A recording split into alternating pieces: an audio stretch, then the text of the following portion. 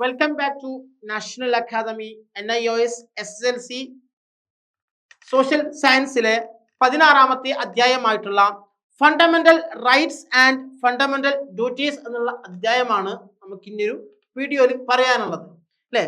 മൗലിക അവകാശങ്ങളും മൗലിക കടമകളെ കുറിച്ചുമാണ് പറയുന്നത്. അപ്പം കഴിഞ്ഞ അധ്യായത്തിൽ നമ്മൾ പറഞ്ഞിട്ടുള്ള കാര്യങ്ങളെ കുറിച്ച് വ്യക്തമായ ധാരണ എല്ലാ വിദ്യാർത്ഥികൾക്കും ഉണ്ടാവണം. അപ്പോഴാണ് ഈ ഒരു അധ്യായത്തിന്റെ കൂടുതൽ കാര്യങ്ങൾ നമുക്ക് മനസ്സിലാവുകയുള്ളൂ. ഓക്കെ, ഇതില് എന്താണ് മൗലിക അവകാശങ്ങളും എന്താണ് മൗലിക ഉത്തരവാദിത്തങ്ങളും ഡ്യൂട്ടികളും എന്തൊക്കെയാണെന്ന് നോക്കാം. വിദ്യാഭ്യാസ അവകാശം, വിവരാവകാശം, സമാധാനപരമായിട്ടുള്ള സമരം ചെയ്യാനുള്ള അവകാശം തുടങ്ങിയ പ്രയോഗങ്ങൾ ഈ ഈയിടെയായിട്ട് തുടർച്ചയായി പ്രയോഗിക്കാറുണ്ട്. നിങ്ങൾക്കും അതുപോലെയുള്ള അവകാശങ്ങൾ ഉണ്ടെന്ന് നിരവധി പ്രാവശ്യം നിങ്ങൾ ചിന്തിച്ചിട്ടുണ്ടാവും.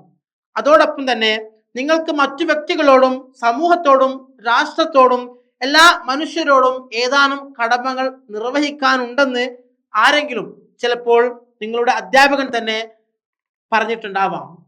ഓരോ വ്യക്തിക്കും ഏതാനും അവകാശങ്ങൾ ഉണ്ടെന്നും ഓരോരുത്തരും ആ ഒരു അവകാശങ്ങൾ കടമ ചെയ്യുന്നുവെന്നും നിങ്ങൾ ചിന്തിച്ചിട്ടുണ്ടോ? ഉണ്ടോ? നിങ്ങൾ അങ്ങനെ ചിന്തിച്ചിട്ടുണ്ടോ? നിങ്ങൾക്ക് അവകാശങ്ങളുണ്ട് നിങ്ങൾ തോന്നിയിട്ടുണ്ടോ? അല്ലെങ്കിൽ നിങ്ങൾ ചില ബാധ്യതകൾ സമൂഹത്തോട് ചെയ്ത് തീർക്കേണ്ടതുണ്ട് നിങ്ങൾ തോന്നിയിട്ടുണ്ടോ? ഉണ്ടെങ്കിൽ അവിടെയാണ് നമ്മളുടെ മൗലിക അവകാശങ്ങളും മൗലിക കടമകളും എന്നുള്ള ഈ ഒരു ചാപ്റ്ററിന് പ്രസക്തി ഏറുന്നത്. ഓരോരുത്തരും നമ്മളുടെ കടമ ചെയ്യുന്നുവെന്നും ചിലപ്പോൾ ഇല്ലായിരിക്കും. എന്നാൽ പ്രത്യേകിച്ചും നമ്മുടേത് പോലെയുള്ള ഒരു ജനാധിപത്യത്തിൽ ഓരോ പൗരനും ഉറപ്പാക്കേണ്ട ഏതാനും അവകാശങ്ങളുണ്ട്. ഇതുപോലെ ജനാധിപത്യത്തിൽ പൗരന്മാർ ചെയ്യേണ്ട ഏതാനും കടമകളും ഉണ്ട് എന്നുള്ളതാണ്.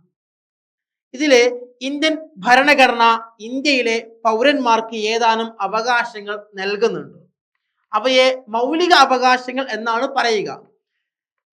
ഭരണഘടന ഇതിനു പുറമെ ഓരോ പൗരനും നിർവഹിക്കേണ്ടതായ ഏതാനും മർമ്മപ്രധാനമായിട്ടുള്ള കടമകളും ഭരണഘടനയിൽ പട്ടികയിൽ ഉൾപ്പെടുത്തിയിട്ടുണ്ട്. അവ മൗലിക കടമകൾ എന്നും അറിയപ്പെടുന്നുണ്ട്. ഈ പാഠത്തിൽ മൗലിക അവകാശങ്ങളുടെയും മൗലിക കടമകളുടെയും വിശദാംശങ്ങളെ കുറിച്ചാണ് നമ്മൾ ചർച്ച ചെയ്യുന്നത്. ഇനി ഈ ഒരു അധ്യായം പഠിക്കുന്നതിന്റെ ലക്ഷ്യം എന്താണ്, ഉദ്ദേശം എന്താണ് എന്നാണ് പറയാൻ പോകുന്നത്. ഈ പാഠം പൂർത്തിയാകുമ്പോൾ നമ്മൾക്ക് കഴിയുന്നത് അവകാശങ്ങളുടെയും കടമകളുടെയും അർത്ഥം വിവരിക്കുവാനും നമ്മുടെ നിത്യജീവിതത്തിൽ അവയുടെ ആവശ്യവും പ്രാധാന്യവും വിമർശന ബുദ്ധിയോടെ വിലയിരുത്തുവാനുമാണ് ഒന്നാമത്തെ അതിന്റെ ലക്ഷ്യം എന്ന് പറയുന്നത്.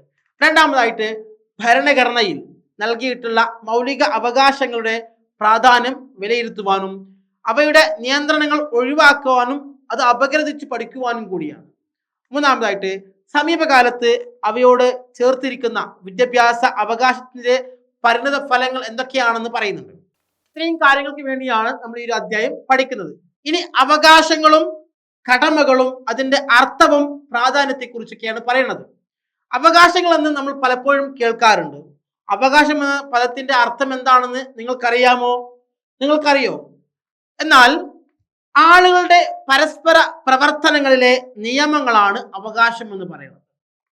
അവകാശങ്ങൾ ഒരു സമൂഹത്തിന്റെയോ അല്ലെങ്കിൽ ഒരു വ്യക്തിയുടെയോ അഥവാ സംസ്ഥാനത്തിന്റെയോ പ്രവർത്തനങ്ങളിൽ ഉള്ള നിയന്ത്രണങ്ങളും കടപ്പാടുകളും ഏർപ്പെടുത്തുന്നുണ്ട്.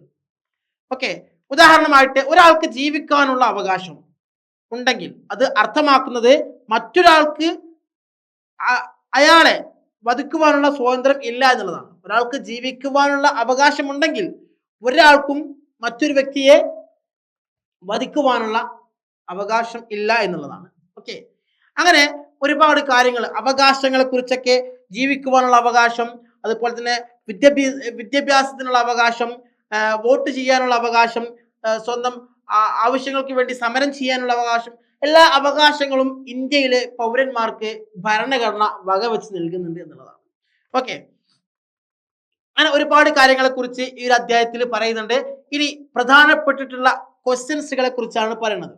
എന്താണ് ചൂഷണത്തിനെതിരായ അവകാശം ഒരു മൗലിക അവകാശമാക്കിയതിന്റെ മുഖ്യ ഉദ്ദേശം എന്താണ്? അല്ലെ, അതായത് ചൂഷണത്തിനെതിരായ അവകാശം എന്ന് പറയുമ്പോൾ ബാലവേല അല്ലെ, കുട്ടികളെ കൊണ്ട് അവരെ കൊണ്ട് കഴിയാത്ത ജോലി ചെയ്യിപ്പിക്കുന്നതൊക്കെ നമുക്ക് നമ്മുടെ സമൂഹത്തിൽ ഉണ്ടാവാറുണ്ട്. അതൊക്കെ ഒഴിവാക്കാൻ കൂടിയും ഈ ഒരു അവകാശം, ചൂഷണത്തിനെതിരായുള്ള അവകാശം ഒന്ന് മൗലിക അവകാശത്തിൽ ഉൾപ്പെടുത്തി വളരെ ഒരു പ്രധാനപ്പെട്ട കാര്യമാണ്. ഓക്കെ, ഇനി രണ്ടാമത്തെ ക്വസ്റ്റ്യൻ എന്ന് പറയുന്നത് താഴെ പറയുന്ന പ്രസ്താവനകൾക്ക് ഓരോന്നിനും ഒറ്റ വാക്ക് എഴുതുക എന്നുള്ളതാണ്. ഒന്നാമത്തെ പ്രസ്താവന എന്ന് പറയുന്നത് വേതനം നൽകാതെ ഒരു വ്യക്തിയെ പണിയെടുപ്പിക്കുക, അല്ലെ? അതാണ് നമ്മളുടെ ചൂഷണത്തിനെതിരെയുള്ള അവകാശം എന്ന് പറയുന്നത്. ഇനി ബി, മനുഷ്യരെ ഉൽപ്പന്നമായി ക്രയവിക്രയം ചെയ്യുന്നത്. ഇത്രയും കാര്യങ്ങളാണ്. ഇനി മൂന്നാമത്തെ ക്വസ്റ്റ്യൻ എന്ന് പറയുന്നത് യഥാർത്ഥ ജീവിതത്തിൽ നടക്കുന്ന ചൂഷണത്തിന്റെ 4 സാഹചര്യങ്ങൾ നിങ്ങളുടെ പരിസരത്തുണ്ടെങ്കിൽ അവ കണ്ടെത്തി എഴുതാനാണ്. ഓക്കെ, ഇങ്ങനെയുള്ള പല ക്വസ്റ്റ്യൻസുകളും നമ്മളുടെ എക്സാമുകളിൽ ചോദിക്കാറുണ്ട്. പഠിക്കുക. കൂടുതൽ പഠിക്കുവാനും അറിയുവാനും മനസ്സിലാക്കുവാനും താല്പര്യമുള്ളവരാണ് നിങ്ങളെങ്കിൽ നിങ്ങളുടെ നാഷണൽ അക്കാദമിയിൽ ജോയിൻ ചെയ്യുക. നിങ്ങൾ ജോയിൻ ചെയ്യുമ്പോൾ ഇതിനേക്കാളും കൂടുതൽ ക്ലാസ്സുകളും കൂടുതൽ അറിവുകളും നിങ്ങൾക്ക് നമ്മൾ നൽകുന്നുണ്ട്. Okay, thank you to all.